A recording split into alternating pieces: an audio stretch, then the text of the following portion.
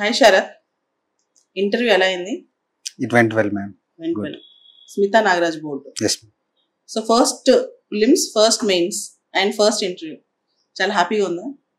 Yes, ma'am. అంటే result సంగతి పక్కన పెట్టి ఒకటేసారి ప్రిలిమ్స్ మెయిన్స్ ఇంటర్వ్యూకి వెళ్ళేది అనేది చాలా రేర్ ఛాన్స్ తెలుసా? కొన్ని లక్షల మంది పోటీ పడే ఎగ్జామ్లో. దీని కారణం ఏమై ఉంటుంది అంటావు? అంటే ఒకటే అటెంప్ట్లో ఇంత దూరం వచ్చావు కదా, what might be the reason first అటెంప్ట్లోనే? Preparation. My preparation was so long, ma'am. Rather than saying it as first attempt, my preparation has started since 2017. So that long journey of preparation. So long preparation help అయింది అంటావు. Okay, ఎన్ని hours చదివాడు రోజుకి? As 12 hours. మాట్లాడచ్చు. 12 hours. 12 hours. ఏ ఊరు? Jagityal, ma'am. Jagtial. Good. So veterinary doctor కదా, veterinary science practice చేసావా? Practice అంటే 6 months చేశాను మ్యామ్ ఆఫ్టర్ ఇంటర్న్షిప్. తర్వాత యూపీఎస్సీ. వెటనరీ డాక్టర్ కి ఉద్యోగాలు తొందరగా వస్తున్నాయి, గవర్నమెంట్ జాబ్స్ చాలా వేకెన్సీస్ ఉన్నాయి. నువ్వు ఆ ప్రొఫెషన్ లోకి వెళ్ళకుండా సివిల్స్ లోకి ఎందుకు వచ్చావు? Because of my childhood experience ma'am. చిన్నప్పటి నుండి ఆ ప్రాబ్లమ్స్ చూసి ఎవరైనా ఆ ప్రాబ్లమ్స్ ని సాల్వ్ చేస్తే బాగుండు అనిపించేది. తర్వాత నా ఎడ్యుకేషనల్ ఎక్స్పీరియన్స్ తోని why I should not be that change maker అని. One day I was standing in a bus stop early morning. నా ముందు నుండి ఒక అమ్మాయి వెళ్తుంది. She was half nude. ఆ బస్ స్టాప్ ముందు కొన్ని ఫ్లెక్సీస్ కనిపించాయి నాకు, పొలిటీషియన్స్ ప్లస్ కొంతమంది అడ్మినిస్ట్రేటర్స్ అలాంటి. ఆ ఫ్లెక్సీ కనిపించినప్పుడు వీళ్ళు చేంజ్ చేయొచ్చు కదా, ఈమె ఎందుకు ఇంత ప్రొద్దున న్యూడ్ గా తిరుగుతుంది రోడ్ మీద అని అనిపించింది. సో అదొక ఫస్ట్ రీజన్ నాకు స్ట్రాంగ్ గా తగిలింది. సో అలా ఉండకూడదు కదా. when I was in 9th class. 9th class. Very good. So ఇంటర్వ్యూకి వెళ్ళావు, ఢిల్లీ వెళ్ళటం, యూపీఎస్సీలోకి ఎంటర్ అవటం. అసలు యూపీఎస్సీలోకి ఎంటర్ అవుతున్నప్పుడు భయం వేసిందా? ఎందుకంటే ఇంటర్వ్యూ అనేది, అందులో ఫస్ట్ టైం ఇంటర్వ్యూకి వెళ్ళటం, యూపీఎస్సీలోకి ఎంటర్ అవటం అనేది గుండె దడదడ కొట్టుకుంటా ఉంటుంది.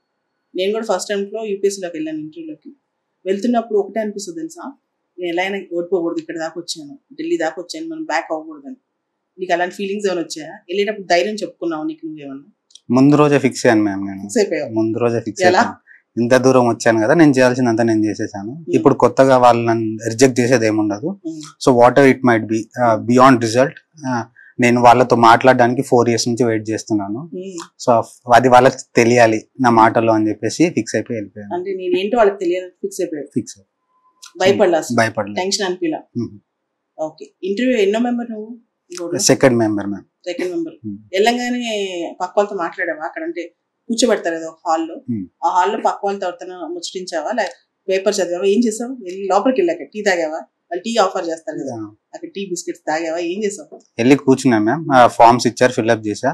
నా పక్కన ఒకతను ఐపీఎస్ ఆఫీసర్ అంట, నాకు తెలియదు, నెక్స్ట్ డే తెలిసింది. సో అతనితో మాట్లాడా. హెయిర్ కట్ చూసి తెలుసుకోలేదా? తెలియదు, హెయిర్ కట్ చెప్పలేము మేము అట్లా. He was smart enough, hair cut తో ఏం లేదు. అతను మాట్లాడాడు, bro you are the second, so tension పడకు, కామ్ గుండు, అయిపోతుంది, టెన్షన్ ఏం తీసుకోకు అని చెప్పేసి అన్నాడు. అతనితో మాట్లాడాడు. మాట్లాడితే he was 4th attempt. No ma'am, Maharashtra. తర్వాత అలా మాట్లాడేసరికి నా సో ఇంటర్వ్యూ హాల్ కి 5 minutes ముందు తీసుకెళ్లి హాల్ ముందు బయట కూర్చోబెడతారు కదా, ఏదైతే చైర్మన్ రూమ్ ఉందో ముందు బయట కూర్చోబెడతారు. అక్కడ నేమ్ ప్లేట్ కనపడతా ఉంటుంది మనకి, గోల్డెన్ లెటర్స్ తో ఉంటాయి కదా. ఆ కూర్చున్నప్పుడు ఏమన్నా ఏం మాట్లాడబోతున్నా యాంగ్జైటీ వచ్చింది? అప్పుడు కూడా రాలేదా? That was the only time నేను భయపడ్డది ఏదైనా ఉందంటే ఆ 2 minutes మాత్రమే. నేను ఆ బోర్డు రావద్దు అనుకున్నా ఫస్ట్ ఆఫ్ ఆల్, ఎందుకంటే దాట్ వాస్ స్ట్రిక్ట్ బోర్డ్ అని బయట చాలా మంది. ఏం తెలుసా, ముందే ఎవరో చెప్తారు ఈ బోర్డు ఇలా ఉంది, ఈ బోర్డు ఇలా ఉంది. అది ప్రీ కన్సీవ్డ్ నోషన్ తో వెళ్తాం, సడన్ గా ఆ పేరు అక్కడ కనపడంగానే గుండె దడదడ కొట్టుకుంటుంది. ముందు చాలా మంది తెలియాల్సింది ఏంటంటే, ఏది రావాలో ఏది వద్దో మన చేతిలో ఉండదు, ఏది స్ట్రిక్టో ఏదో కాదో కూడా ఎవరికి తెలియదు. కాబట్టి 1 సంవత్సరం వాళ్ళు తక్కువ ఇచ్చి నెక్స్ట్ ఇయర్ ఎక్కువ ఇవ్వచ్చు, క్యాండిడేట్ని బట్టి కూడా ఉంటుంది. కాబట్టి అందరికి నువ్వు చెప్పాల్సింది ఏంటంటే, ప్రీ కన్సీవ్డ్ గా ఈ మేడం ఎక్కువ వేస్తుంది, సార్ తక్కువ వేస్తారు, ఈ కాన్సెప్ట్ కాకుండా ఓపెన్ మైండ్ ఇంటర్వ్యూకి వెళ్ళాలి కదా. నేను భయపడింది ఎందుకంటే వాళ్ళు మాస్క్ తీయనివ్వరు మ్యామ్. సో మాస్క్ తీయకుండా నేను ఎలా ఎక్స్ప్రెస్ చేస్తాను అన్నది ఒకటే భయం, రాదర్ దాన్ వాళ్ళు ఏం అడుగుతారు అన్న దానికంటే. మాస్క్ తీసి స్మైల్ చేసావా? మాస్క్ వేసుకుని స్మైల్ చేశాను మ్యామ్. వాళ్ళకి అర్థం కాదు, తెలీదు, కానీ మాట్లాడే మాటల్లో వాళ్ళకి తెలుస్తుంది అని చెప్పారు చాలా మంది. Whether you are smiling or not. Smile చేస్తూనే ఉన్నావు. Yes ma'am. Good good good. So interview హాల్లోకి వెళ్ళంగానే మేడం స్మితా నాగరాజ్ కాబట్టి లేడీ కదా, ఫస్ట్ ఆవిడకి విష్ చేసావా? ఫస్ట్ మేడం కి విష్ చేశాను మ్యామ్. తర్వాత మేడం లెఫ్ట్ సైడ్ లో సార్ ఉన్నారు, అందరికి పేరు పేరున విష్ చేసేసారు. పేరు అంటే good morning sir, good afternoon sir, good afternoon sir. తర్వాత కూర్చోమని చెప్పారా? కూర్చోమని చెప్పాక సూట్ వేసుకుని కూర్చొని బటన్ తీశాను మ్యామ్. అప్పుడే మేడం స్టార్ట్ చేసింది క్వశ్చన్స్. ఫస్ట్ క్వశ్చన్ చిన్న రాష్ట్రాల గురించి అడిగినట్టున్నారు కదా. Yes ma'am. తెలంగాణ ఫార్మేషన్ అంటే తెలంగాణ గురించి తెలుసు కాబట్టి తెలంగాణ గురించి అడగకుండా అసలు స్టేట్ రీఆర్గనైజేషన్, స్టేట్స్ గత 50 ఏళ్ళ నుంచి స్టేట్స్ ఎలా ఫామ్ అయినాయి, 20 years బ్యాక్ ఫామ్ అయిన స్టేట్ ఏంటి అంటే ఛత్తీస్గఢ్, ఉత్తరాఖండ్, జార్ఖండ్ ఈ రాష్ట్రాలు, తర్వాత ఇప్పుడు తెలంగాణ, దానివల్ల లాభాలు నష్టాలు. చిన్న రాష్ట్రాలు సపోర్ట్ చేసావా చేయలేదు? నేను చిన్న రాష్ట్రాలకు సపోర్ట్ చేయలేదు మ్యామ్. ఎందుకంటే షీ ఆస్క్డ్ అబౌట్ డీసెంట్రలైజేషన్ అవసరమా, పెద్ద స్టేట్స్ అవసరమా అని చెప్పేసి అడిగింది. Whether you are in favour of smaller states or larger states అంటే I said that madam decentralisation doesn't mean fragmentation of the states into multiple pieces. If our target is decentralisation that can be achieved in multiple ways by making the state intact. So we can infuse the technology, e governance use చేసుకోవచ్చు, లేకపోతే we can create councils, regional councils, అవి ఇంకా better ఉండొచ్చు. So rather than fragmenting అనేది చెప్పాను. So you are against smaller states అని అడిగింది. No ma'am, I'm not against smaller state, but for decentralization to be successful fragmentation is not the only solution అని చెప్పేసి అన్నప్పుడు ఆవిడ కౌంటర్ క్వశ్చన్ ఏమీ లేదా? వేయలేదు ma'am. That was my last question with madam. ఆవిడ కన్విన్స్ అన్నట్టు అనిపించింది ఆన్సర్? నేను ఆ టైంలో జడ్జ్ చేయలేదు మ్యామ్, నన్ను కౌంటర్ క్వశ్చన్ అడగలేదు కాబట్టి. So I think she might be satisfied. So తర్వాత నేను అడిగిన క్వశ్చన్స్ లో కొన్ని స్పెక్టాక్యులర్ క్వశ్చన్స్ ఉన్నాయి బాగా. అంటే ఈ క్వశ్చన్స్ నీకు పడకూడదు, ఎందుకంటే వెటనరీ డాక్టర్. ఉదాహరణకి చైనా కమ్యూనిజం ఉంది, ఇండియా డెమోక్రసీ ఉంది. ఇండియాలో చైనీస్ కమ్యూనిజం తీసుకొస్తే ఎలా ఉంటుంది, ఇండియన్ డెమోక్రసీ గురించి నేను అడిగిన క్వశ్చన్స్. జనరల్గా అవి పొలిటికల్ సైన్స్ ఆప్షన్ వాళ్ళని అడుగుతారు. నిన్ను ఎందుకు అడిగారు అనిపించింది, దానికి నువ్వేం సమాధానం చెప్పావు? అసలు క్వశ్చన్ ఏంటి, ఎగ్జాక్ట్ క్వశ్చన్, దానికి నువ్వేం ఆన్సర్ చెప్పావు? క్వశ్చన్ వచ్చేసి you are talking about democracy కదా, so do you think that India is failing because of its democracy? Policy continuation లేదని లాస్ట్ క్వశ్చన్ లో ఇచ్చావు కదా. సో పాలసీ కంటిన్యూషన్ ఇండియాలో ఎందుకు లేదంటే డెమోక్రసీ కదా రీజన్. సో దాని వల్ల ఇండియా ఫెయిల్ అవుతుందా అని అడిగారు. దానికి అది ఎగ్జాక్ట్ రీజన్ కాదు sir, that might be one of the reason, but that will affect only to a minute quantity అని చెప్పేసి అన్నాను. సో మైన్యూట్ క్వాంటిటీ ఏనా అని చెప్పేసి సార్ కన్విన్స్ అవ్వలేదు. Then he ask me to compare about Indian polity with Chinese polity. So ఆ communism మనం adapt చేసుకోవాలంటే no sir, we don't have to adapt it because మన డెమోక్రసీ ఇప్పటిది కాదు, it has been since IVC, Indus valley civilization. Indus valley civilization దగ్గరికి వెళ్ళాలని thought నీకు ఎలా వచ్చింది? నా ప్రిపరేషన్ లో నాకు IVC was one of my favourite topics ma'am. నాకు ఎలాంటి క్వశ్చన్ వచ్చినా first I will start with IVC and I will end with civilization on Mars. Civilization on Mars. Start with Indus Valley civilization and end with Mars. Because these are the two civilizations. The domain inta wide ga undi, inta spectrum. That was my thought, ma'am. Akkad cheppanu. Very good kada. Endukante we as a civilization. So you supported Indian democracy. Yes, ma'am. Rather than Chinese communism in India. Kani China communist ideology adopt chestunna valla chaala baaguppadindi kada. Then nuevantavu generally? అయి ఉండొచ్చు ma'am, కానీ అక్కడ peoples rights కి, peoples values కి వాళ్ళంత support ఇవ్వకపోవచ్చు కదా. India is known as the country that gives values to it's democracy. So ఆ డెమోక్రసీ వాల్యూని మనం ఇంటర్నేషనల్ గా ప్రమోట్ చేస్తున్నాం. అదే మన సాఫ్ట్ డిప్లొమసీ. సార్ కూడా అదే అడిగారు, నేను కూడా అదే చెప్పాను. That is what our diplomacy is, that is what India stands for. అది చెప్పలేను మ్యామ్, స్మైల్ ఇవ్వలేదు, ఏమి ఇవ్వలేదు. ఈ జస్ట్ సరే, సోలార్ ట్రీ, సోలార్ ప్యానెల్, నువ్వేమి సైన్స్ అండ్ టెక్నాలజీలో ఎక్స్పర్ట్ కాదు, లేదా నువ్వు ఇంజనీరింగ్ చదివేయలేదు, వెటనరీ డాక్టర్ నువ్వు. అసలు నిన్ను solar tree, solar panel question ఎందుకు అడిగారు అనిపించింది? వచ్చిన ఎవరన్నా సోలార్ టెక్నాలజీ ఎక్స్పర్ట్ ఏమో నేను అడిగిన ఆయన, నువ్వు ఎలా ఆన్సర్ చెప్పగలిగావు? ఎప్పుడు చదివావు అసలు concept solar tree, solar panel, difference between solar tree and solar panel, what is solar tree? ఒకసారి అసలు ఎప్పుడు చదివావు చెప్పు. ఎందుకంటే చాలా మంది ఏంటి వియర్డ్ క్వశ్చన్స్ సడన్గా వచ్చేసరికి వాళ్ళ డొమైన్లో లేని క్వశ్చన్స్ భయపడతారు. కానీ నువ్వు భయపడకుండా ఆన్సర్ చెప్పావు, వాళ్ళు కన్విన్స్ అయ్యారు. ఎలా చేయగలిగావు ఇది? సోలార్ ట్రీ అది ముందే కాన్సెప్ట్ గుర్తుంది ma'am. What is solar tree? Preparation లో ప్రిలిమ్స్ అప్పుడు చదివాను ma'am. What is solar tree? Solar tree is nothing arrangement of solar panels in the form of a tree which has some aesthetic value. Mostly in terms of some commercial spaces దగ్గర space తక్కువ ఉన్నప్పుడు ఆ space ని వాళ్ళు ఎంత better గా efficiency utilise చేసుకోవడానికి solar tree అనే కాన్సెప్ట్ వాడతాం.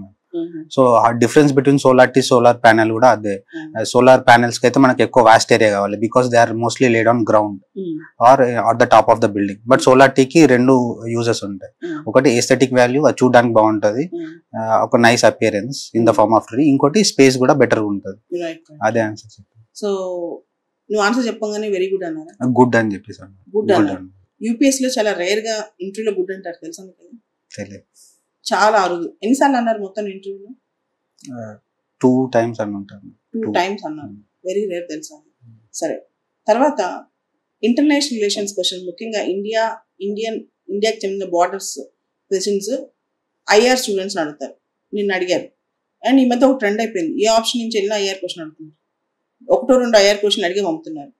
నిన్ను ఆఫ్ఘనిస్తాన్, బంగ్లాదేశ్ వీటికి సంబంధించి బార్డర్ గురించి అడిగారు. ఏం క్వశ్చన్ అడిగారు ఎగ్జాక్ట్ గా? ఏం ఆన్సర్ చెప్పారు?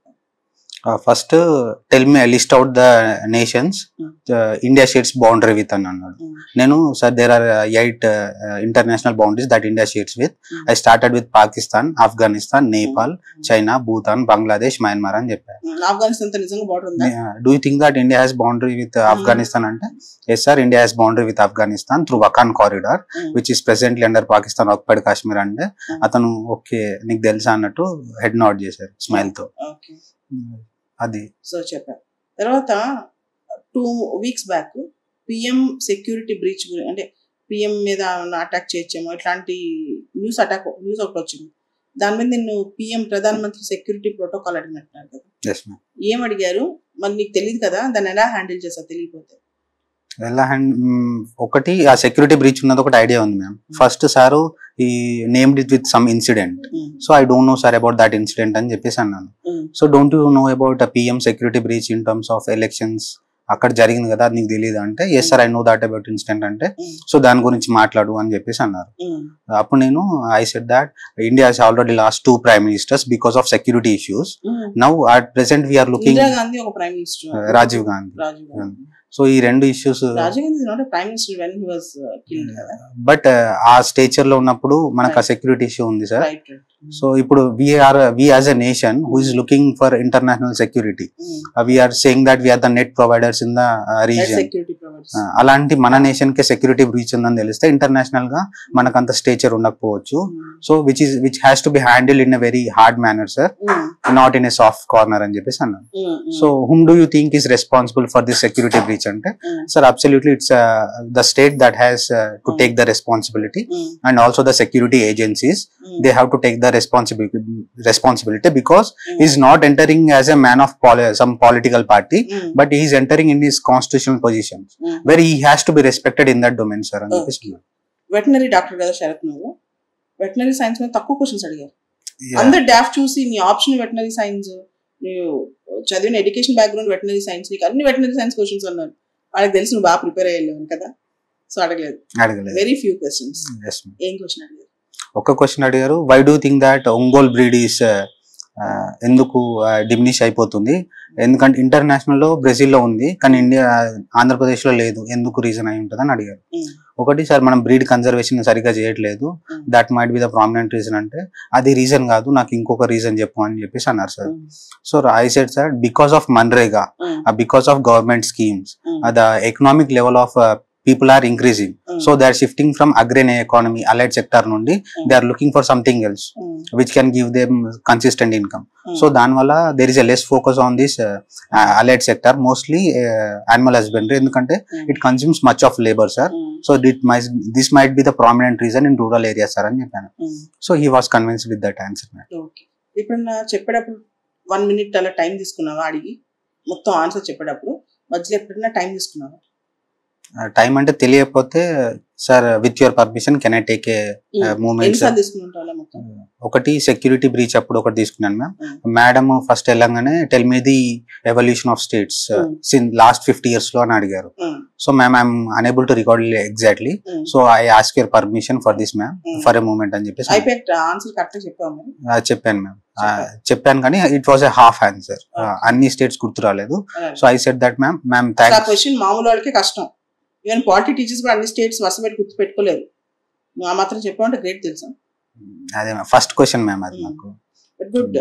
సో ఇంటర్వ్యూ అయిపోగానే ఎలా అయిపోయిందని చెప్పారు వాళ్ళు నీకు? అయిపోయింది ఇంటర్వ్యూ అన్నారా? ఎలా అన్నారు? అంటే పాజ్ తీసుకున్నారా? నువ్వేమైనా చెప్తావా ఈ బోర్డు కని అడిగారా? ఎండ్ ఎలా జరిగింది? ఇంటర్వ్యూ ఫైనల్ స్టేజ్ ఎలా వచ్చింది? నా లాస్ట్ క్వశ్చన్ వచ్చేసి talk something about non communicable diseases and how it is related to veterinary science అని చెప్పేసి అడిగారు మ్యామ్.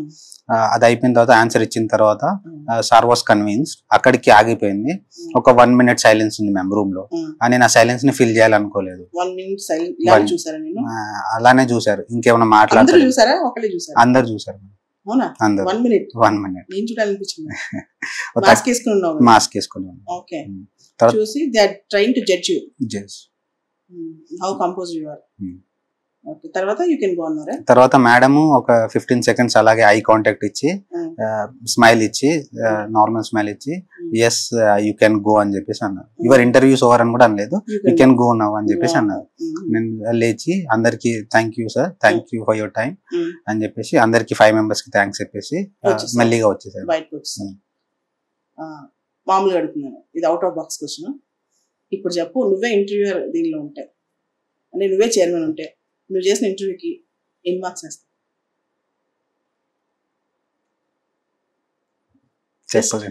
అలా కాదు, యూ జడ్జ్. వెళ్ళొచ్చావు కదా, ఎన్నో మార్క్స్ చూసుంటావు, చాలా చూసావు. ఇప్పుడు అంటే interview preparation itself is a very big experience. In fact mains కూడా మనం అంత డైవర్సిఫైడ్గా థింక్ చేయం. ఇంటర్వ్యూకి వచ్చేసరికి అన్ని చేస్తాం. ఇన్ఫాక్ట్ ఇంటర్వ్యూ ఎంత, ఒక మెయిన్స్ పేపర్ అంతా అంతేనా? 250 ఆ మెయిన్స్ పేపర్లో ఒక 250, ఇది 275. కానీ ఇంటర్వ్యూకి మనం ఎంత ప్రిపేర్ అవుతాం కదా. So out of all this experience నీ ఇంటర్వ్యూ అయిపోయిన తర్వాత ఇప్పుడు అడుగుతున్నాను, ఇన్సైడ్ బ్యాక్ ఒకసారి థింక్ చేస్తే నీకు ఇప్పుడు నువ్వైతే ఎన్ని మార్క్స్ ఇస్తావు? నువ్వైతే నేను ఒకటి ఇంటర్వ్యూ మొత్తంలో సేమ్ కాన్ఫిడెన్స్ మెయింటైన్ చేశాను. Same confidence, same level of voice. రాకపోతే రాదు అని చెప్పేసాను. ఎన్నిసార్లు రాదని చెప్పు? ప్రతి మెంబర్ కి ఒక్కొక్క క్వశ్చన్ కి చెప్పుకుంటాను. 5 సార్లు 4 times మ్యామ్. మొత్తం 4 times ఐ డోంట్ నో అని చెప్పాను. Yes sir, I don't know అని చెప్పలేదు. I changed. Sir, I have a very little knowledge about it. I may not justify with the limited knowledge that I have, sir. So please pardon me, sir. How balanced you are, నిజంగా కదా? అసలు మామూలుగా చెప్పావుగా. సరే, ఎన్ని marks వస్తాయి? నువ్వు చెప్పు, just you judge yourself. 180+ రావచ్చు అనుకుంటాను. 180+ రావచ్చు అనుకుంటున్నాను. Very good. ఎక్కడ తడబడలేదు మ్యామ్, ఇక్కడ మీ దగ్గర చేసినంత తడబడలేదు. I was carrying the same confidence. ఇక్కడ తడబడ్డాం అనుకుంటున్నావా? అనుకుంటా. నేను అనుకోలేదా?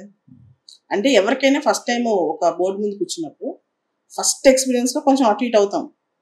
ఇట్స్ ద ఫస్ట్ ఎక్స్పీరియన్స్ కదా. ఇక్కడ తడబడిపోతే ఫైనల్ ఇంటర్వ్యూ బాగా చేయవు, అందుకే ఇక్కడ తడబడాలి. So good. మెయిన్స్ బాగా రాసావు నాకు తెలుసు, జిఎస్ తెలుసు.